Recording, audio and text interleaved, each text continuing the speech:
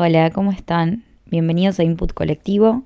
Ya sabemos de qué hablamos, sabemos que hablamos de ciencia, hablamos de sociedad, hablamos de todo un poco. A veces me voy por las ramas, a veces vuelvo, a veces me pongo un poco política, como me dijo un amigo el otro día.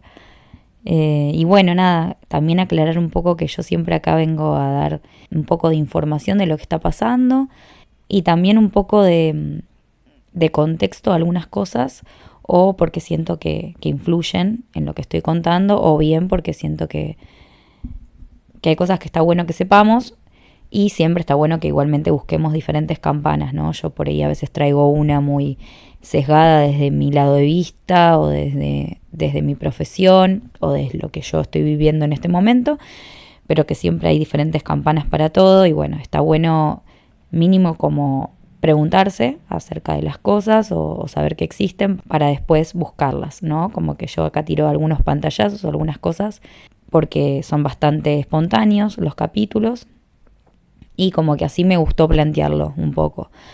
Entonces nada, me resirven sus comentarios, me resirven los comentarios de mi amigo, también me dio un par de ideas para nuevos capítulos que ya se vendrán y le mando un beso al chino.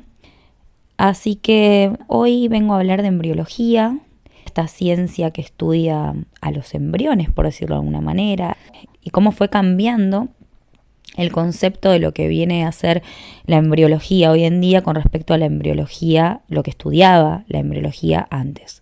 Bueno, lo primero es de las cuestiones que tienen que ver con nuestra generación. Yo soy generación más 30, o sea, nací en el año 1992, y noto que en esta edad empezó como a importar mucho estos temas de fertilidad, de congelamiento de óvulos, de fertilización in vitro, como que hay un creciente interés por eso, porque obviamente sabemos que la maternidad, por diferentes cuestiones, se ha ido postergando, se ha ido también replanteando, si es algo, antes era como más un mandato, ahora es más poder pensarlo.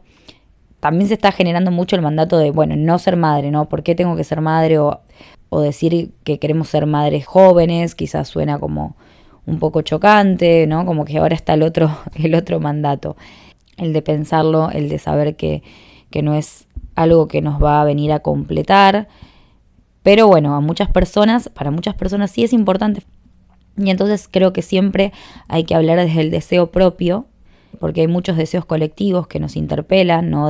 Bueno, de la liberación de nuestros roles, del rol femenino, de ser madres, de esto de la completitud que siempre se habló, como el deseo colectivo de romper con eso para poder pensar a la mujer mucho más allá de su rol social como madre, no solo como madre de un hijo o hija, sino como madre de una pareja, como madre de toda una familia, como el rol de cuidador principal de una familia, y poder pensarla más allá, pensarnos más allá de eso, pensarnos desde nuestro deseo en nuestro laburo, desde nuestro deseo en lo que hacemos en el día a día, en nuestras relaciones de amistad, en nuestras relaciones profesionales, en poder llevar un deseo libre, ¿sí? Sin asociaciones tanto positivas como negativas al hecho de ser madre, sino que salga algo más de nosotros y saber que ahora tenemos un montón de posibilidades nuevas que antes no existían, que antes era más complicado, ¿sí? Si nos ponemos a pensar en los comienzos de los comienzos,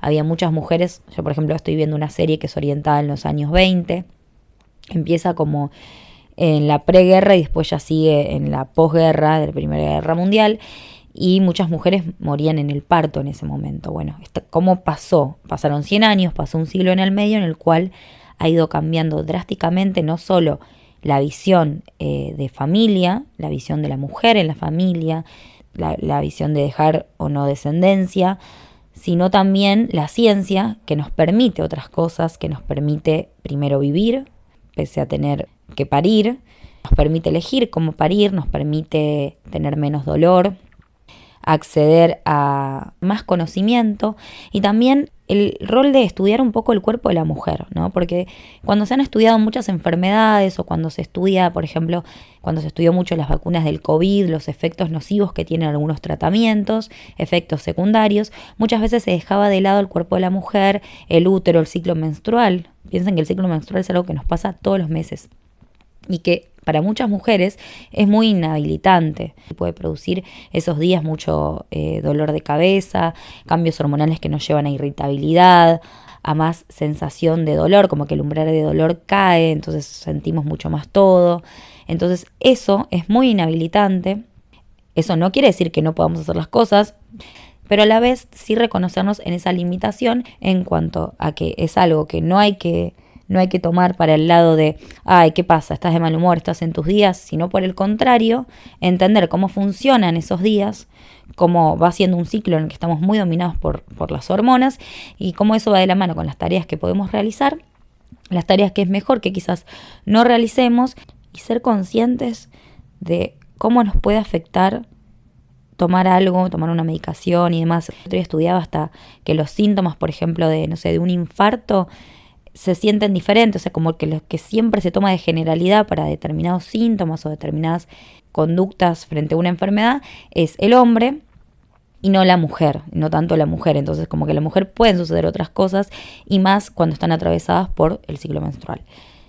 Entonces, primero, conocer nuestro cuerpo para poder elegir, para poder tener las herramientas necesarias. O sea, lo que quiero decir con esto es que todo lo que yo voy a hablar en este podcast es simplemente para tener información.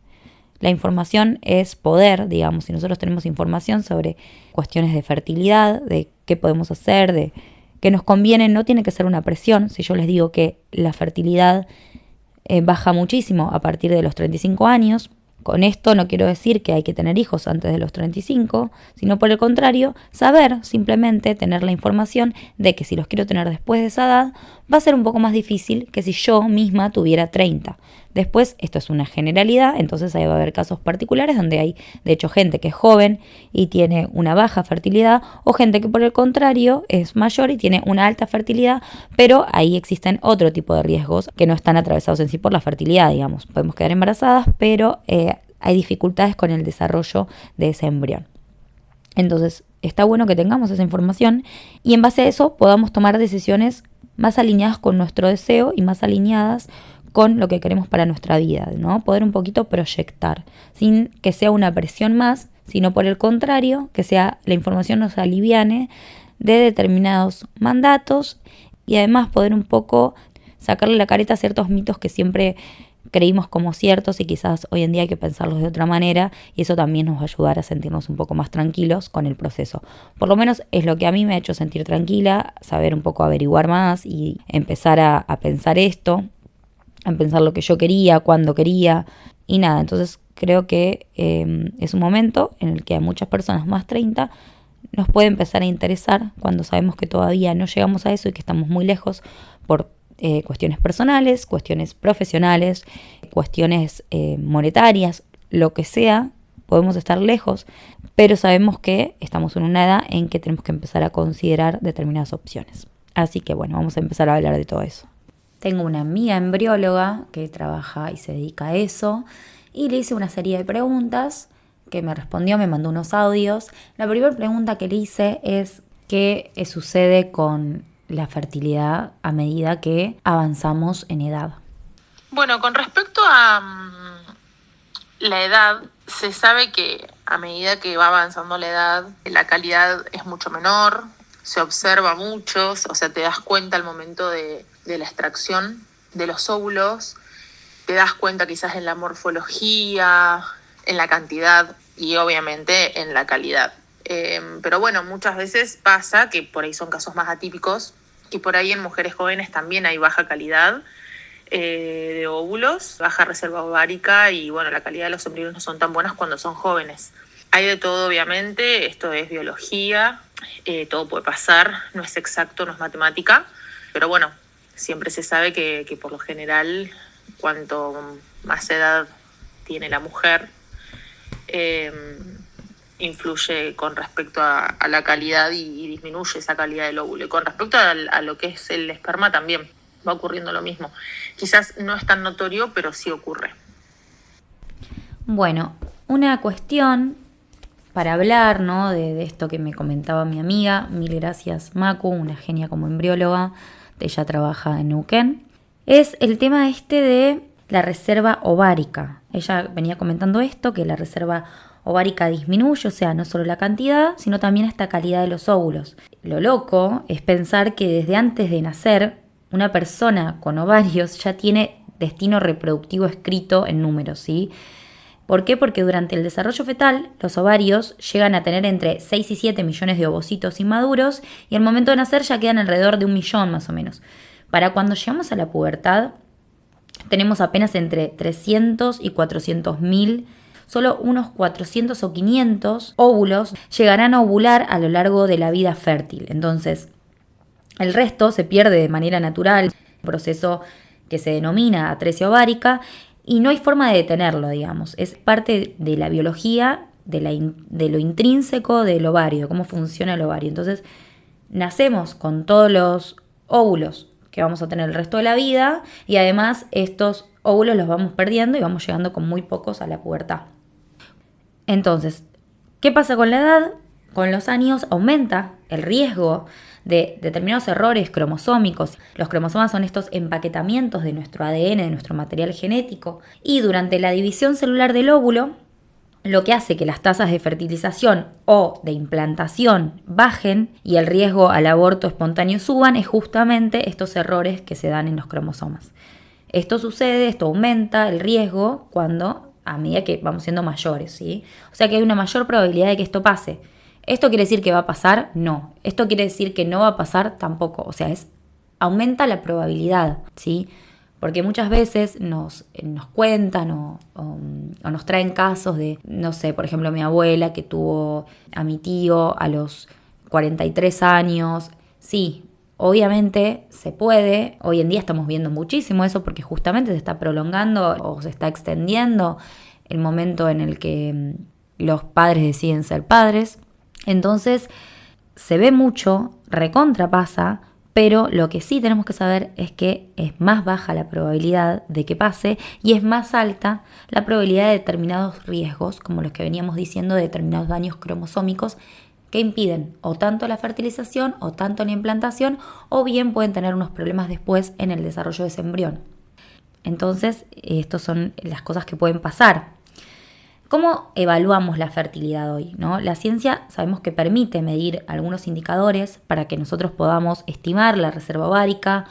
Uno de ellos es la hormona antimülleriana, que es una hormona que se produce en los folículos y refleja cuántos quedan activos. Después tenemos también la hormona folículo estimulante, que cuando está elevada puede indicar que los ovarios están trabajando más para obtener una respuesta. Después tenemos recuento de folículos centrales, que eso se ve por ecografía y se ven los folículos que están listos para responder a las hormonas, y todo esto nos va dando un panorama. Entonces yo puedo ir, antes de algún tipo de tratamiento, ir chequeando cómo están estos indicadores para saber si hay algún problema por el que yo quizás debería congelar óvulos, ¿sí? O sea, quizás soy una persona joven y mi reserva ovárica para mi edad es muy baja, entonces en ese caso hay que considerar opciones si yo el día de mañana quiero ser madre. Este panorama me habla de la edad cronológica, lo que llamamos edad cronológica versus edad biológica. Edad biológica o edad ovárica. ¿Qué quiere decir esto? Que yo puedo tener, 35 años, pero ovarios entre comillas de 28, o otra de 28, ovarios entre comillas de 35 porque tiene una reserva más baja, ¿sí? Hay diferentes casos, por eso hablamos de mi edad cronológica, o sea, la edad que dice mi DNI, y la edad biológica u ovárica que me está hablando de mi reserva, de cómo está mi reserva. Entonces, quizás está bueno tener esta info, que son en exámenes bastante simples, los que puedo chequear un simple panorama de cómo va todo. Conocer estos valores no es para alarmarse, sino para planificar con una información real, digamos, porque cuanto más entendemos cómo funciona nuestro cuerpo, como les decía hoy, más libres somos de decidir si queremos, cuándo queremos, y eso así con ser madres y con todo en general. Tener información de cómo está nuestro cuerpo permite decidir si queremos un determinado tratamiento para una enfermedad que muchas veces no consultamos al médico porque tenemos miedo o porque pensamos que cuanto más vas al médico, más, viste que está esta frase como, bueno, cuanto más voy al médico, más cosas me encuentra y nada, prefiero no ir. Bueno, pero tener información es tener poder para poder hacer algo con respecto a eso si yo quiero hacer un tratamiento para mi enfermedad, y lo mismo si yo quiero hacer un tratamiento para el día de mañana poder ser madre y no se me complique tanto en los casos en que mi fertilidad no esté en condiciones, entre comillas, normales. ¿Qué más nos interesa saber acerca de fertilidad? Yo creo que un tema muy interesante de hablar hoy en día, porque está pasando, es el congelamiento de óvulos.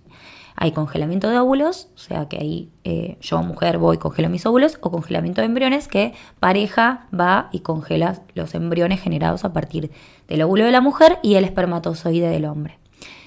Dato, le venía diciendo que los óvulos, todos los óvulos que tenemos, son los que se generan al momento de nacer y van muriendo y pocos de ellos van a ovular después. Bueno, los espermatozoides no sucede eso, los espermatozoides todo el tiempo se están produciendo. Entonces, esa es una diferencia clave que nos determina a nosotros y nos marca un poco el reloj biológico siempre que tenemos, de que tenemos que planificar un poco más a largo plazo que quizás el hombre no tanto.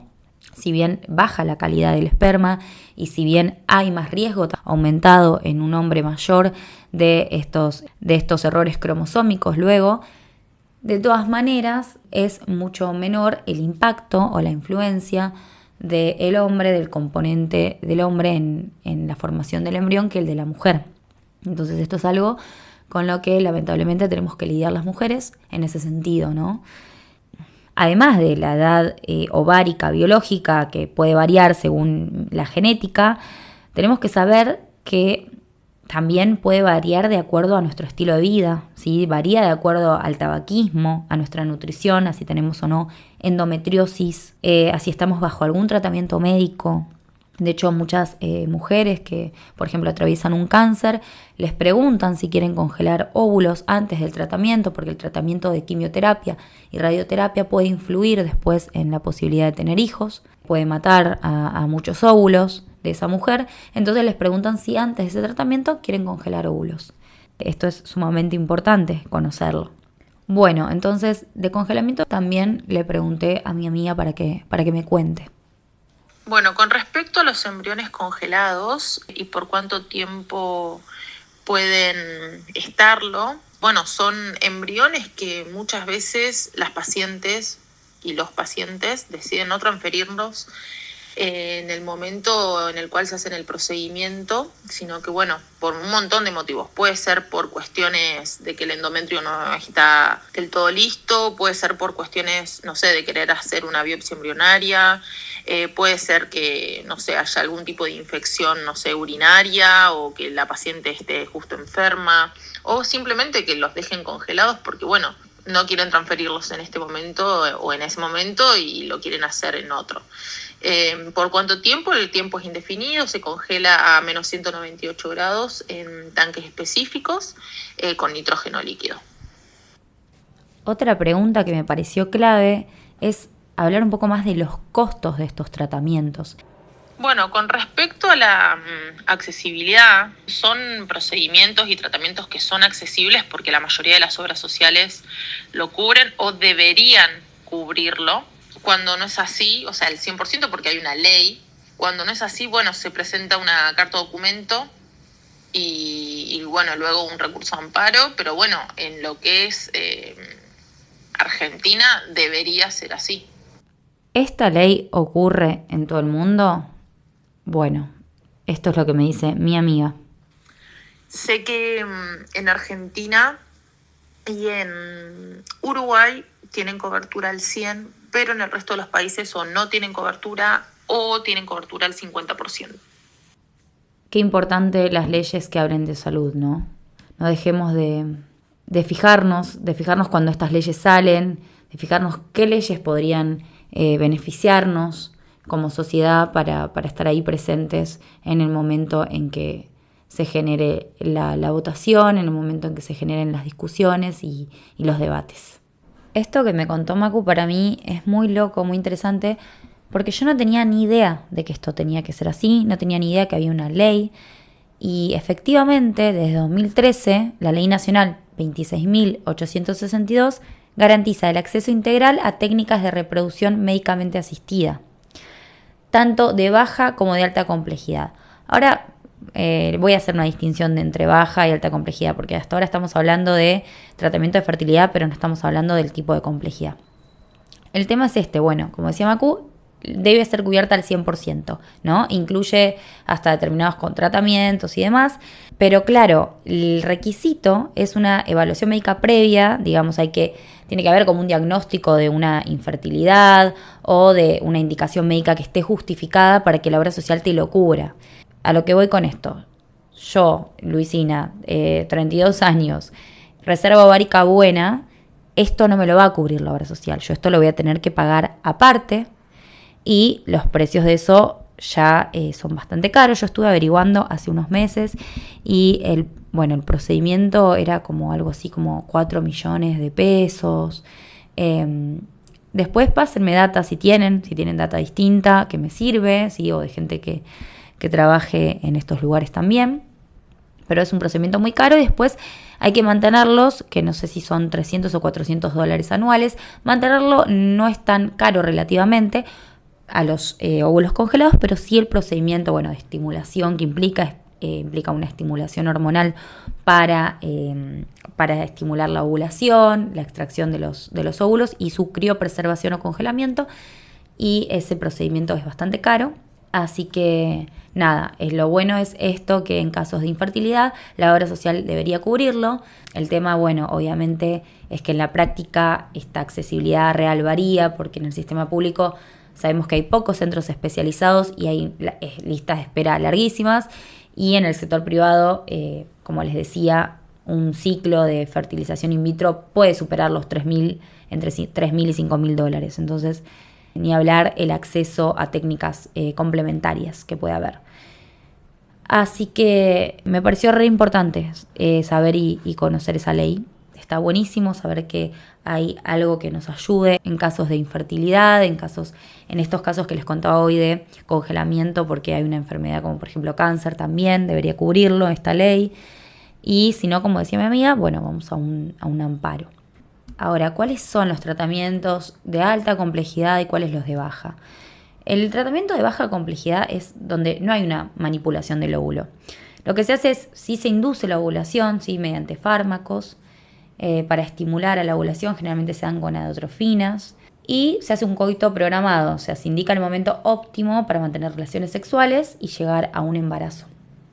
Puede haber inseminación intrauterina, se coloca el semen previamente preparado, ¿sí? O sea, se hace un reconteo espermático y demás, y se mide la calidad de ese semen, y se prepara directamente dentro del útero durante esta ovulación.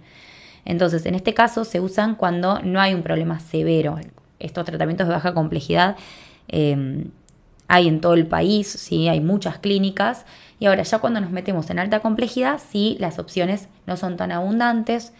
Obviamente en Capital Federal hay muchas opciones y en otras grandes ciudades hay opciones, pero ya son más limitadas. Entonces, todo lo de alta complejidad es lo que involucra la fertilización in vitro o FIV, que es cuando hay una estimulación ovárica para obtener varios óvulos. Estos óvulos se extraen y se mezclan con espermatozoides, ya eso es en el laboratorio. Entonces se generan embriones en laboratorio. Y una vez generados, ahí es donde se van a transferir al útero. Vieron que antes se decía que cuando nacían trillizos y demás, o más niños, generalmente era por fertilización in vitro, por tratamientos. Esto era porque, para aumentar la probabilidad de éxito, se transferían varios embriones al útero y podía ser que prenda más de uno, ese era el riesgo. Lo vimos en Friends, ¿no? Cuando le hacen el tratamiento a Phoebe y tiene trillizos. Esto hoy en día no pasa porque han mejorado las técnicas y por lo tanto aumentó la tasa de éxito. Entonces generalmente se transfiere uno o como máximo 2, pero no se puede transferir más de eso. Está bueno que haya mejorado. Después está la inyección intracitoplasmática o ICSI de espermatozoides, que es una pequeña variante donde se inyecta un solo espermatozoide y se inyecta directo del óvulo y se usa cuando hay problemas generalmente de fertilidad masculina, ¿sí? Estos problemas de fertilidad masculina, mi amiga embrióloga los ve mediante bajo recuento, ¿sí? Cuando hay un bajo recuento de espermatozoides o hay una baja motilidad. Vieron que los espermatozoides se mueven, tienen esta cola y tienen alta movilidad, y cuando tienen una baja movilidad o baja tasa de motilidad, en esos casos se puede acceder a estos tratamientos de alta complejidad. Después, puede haber semen donado, ¿no? O óvulos donados. en parejas con infertilidad masculina severa o mujeres con baja reserva ovárica. Y la preservación de óvulos o embriones, esto que les decía hoy de congelamiento, también son estos tratamientos de alta complejidad. Entonces, todo esto que nombramos, la fertilización in vitro, la inyección intracitoplasmática, la donación de óvulos o semen y el congelamiento de óvulos y embriones, son tratamientos de alta complejidad que tenemos que tener mucha información y hacer muchas consultas antes de ingresar en este tipo de tratamientos y, como les decía, estar acompañados. Hay también, un diagnóstico genético preimplantacional, o sea, todo un diagnóstico que nosotros le podemos hacer al embrión para poder analizarlos, una biopsia de embrión antes de la transferencia, para poder detectar previamente si hay una alteración genética. Entonces nosotros hacemos todo ese análisis del embrión y nos aseguramos, mediante este análisis, que este embrión tiene mucha probabilidad de éxito, tanto en la implantación como en su desarrollo, y por lo tanto ese embarazo tiene más probabilidades de llegar a buen término, ¿sí? Entonces ahí ya estamos haciendo todo, ¿no? Estamos haciendo la extracción del óvulo, lo estamos fecundando con el espermatozoide en un laboratorio y estamos haciendo un análisis de ese embrión que se forma con ese óvulo y espermatozoide para asegurarnos que ese embrión llegue a formar un bebé a los 9 meses. Ese diagnóstico genético preimplantacional, ese ya es un proceso más largo y es en casos donde parejas donde los padres son quizás mayores de edad o están teniendo problemas para poder llegar a un embarazo a buen término. Está buenísimo que sepamos todo esto, está buenísimo que lo charlemos, de que nos saquemos los tabúes de que los embarazos se tienen que dar de forma natural. Hoy en día ya nada es natural porque nuestra cultura cambió muchísimo, cómo nos relacionamos, las cosas que hacemos en nuestra cultura laboral, la cultura de familia, el pensar los roles de los padres. Entonces, saquémonos los tabúes con estos temas, consultemos, vayamos a hablar con los embriólogos. Si no tienen la suerte de tener una embrióloga amiga como yo, Macu Pérez Castoldi, pueden consultar a la clínica de fertilidad más cercana al lugar donde residen y tomar decisiones a partir de ahí con eso, porque si no tenemos el acompañamiento médico, además de emocional, el acompañamiento médico adecuado, podemos caer en muchas frustraciones a la hora de buscar tener hijos. ¿Quieren hablar también de un poco de ética en todo esto? Recuerden que habíamos hablado en uno de los capítulos en qué momento se determina que algo tenga vida, ¿no? Porque vida biológica tiene una célula, es la unidad básica de vida, una única célula ya tiene vida, ¿no? Entonces un embrión tendría vida, pero hacer esta distinción entre lo que es vida desde el punto de vista biológico y de lo que es una persona con su uso de conciencia. Entonces esta distinción es clave, ¿sí? Sí, como les decía siempre, podríamos pensar que estamos llenos de vida, pues estamos llenos de células, pero somos una única persona. Entonces creo que el debate ético principal siempre termina en eso. Es en distinguir lo que es una persona con uso de conciencia de la vida desde el punto de vista de la fertilización, ¿sí? La fertilización se da entre un óvulo y un espermatozoide, a partir de ahí se genera la primer célula de vida, pero tenemos que entender que una persona implica otras cosas que no implican una única célula, porque si no nosotros estaríamos llenos de personas dentro nuestro y sabemos que somos un organismo multicelular, una persona llena de células únicas. Pero bueno, esto ha generado muchos debates y lo sabemos, sobre todo cuando se debatió la ley del aborto, y también de decisiones de cuándo prima la decisión de una persona gestante por sobre un cúmulo de células que se están dividiendo. Entonces, nada, los dejo con esa reflexión. Y bueno, también está la cuestión de cómo se empezó a meter la edición génica en esto, algo hablé en el capítulo pasado. Y otra cosa con respecto a lo ético es que, bueno, cada vez con todo lo que se viene de tecnología y toda la parte de manipulación genética, bueno, la pregunta es hasta dónde, hasta cuándo, si es correcto o no es correcto, toda la inteligencia artificial. Son muchas cosas las que hay en juego y creo que uno tiene que ser súper consciente de lo que hace. Y bueno, y también apelar a que por más de que tengamos inteligencia artificial y cada vez más cerca y que nos esté besando la nuca, también está bueno debatir con colegas algunas tomas de decisiones. Vamos con algunos mitos, ¿no? A derribar en esto. Bueno, el primero, Congelar óvulos garantiza un embarazo futuro. Bien, falso, ¿sí? ¿Por qué? Porque va a depender de la salud uterina, de la calidad del semen, del número y la viabilidad de los óvulos, todo esto que es el trabajo de un embriólogo, el trabajo de mi amiga, evaluar todas estas cosas, la respuesta al proceso de fertilización y transferencia. Las tasas en general son de un 30-40% por intento. Esto es lo que yo encontré. Después, obviamente, algún embriólogo me puede contar más si quiere. Y depende mucho de la edad al momento de la extracción también. Obviamente la edad al momento de la extracción va a depender. Segundo mito. Puedo congelar óvulos a cualquier edad. Bueno, agarremos con pinzas, ¿no? El momento ideal va a ser siempre antes de los 35, quizás nos estiramos hasta los 38, pero lo ideal es antes, ¿sí?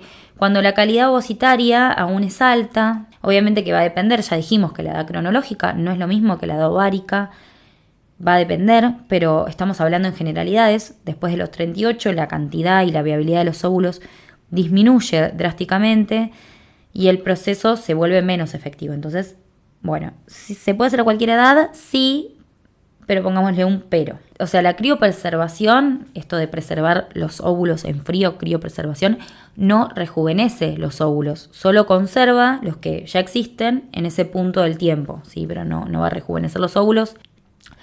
Otro mito, el procedimiento es simple y sin riesgos. Acá podemos decir que es parcialmente falso, es un proceso seguro, pero siempre obviamente en manos especializadas. Hay que preguntar mucho, hay que guiarse por experiencias también. En este caso yo sí voto preguntar experiencias con algunos médicos, con gente que trabaja ahí, tratar como de informarse mucho antes de ir a una clínica, porque no todas las clínicas son iguales, porque no en todos lados se trabaja de la misma manera, no en todos lados se da la misma información ni el mismo trato con el paciente, y son momentos de mucha exposición, ¿no? Debe ser algo, no sé, yo no pasé por eso, pero debe ser algo que te expone, que también si vas con pareja o vas solo, también cambia. Yo creo que siempre hay que ir acompañado, así busquemos un hijo solos o en pareja. Está bueno que vayamos con algún amigo, amiga, familiar, alguien que nos esté acompañando en el proceso, porque no son procesos fáciles, porque además conllevan muchas expectativas de lo que queremos y puede conllevar también mucha frustración cuando no se da lo que queremos.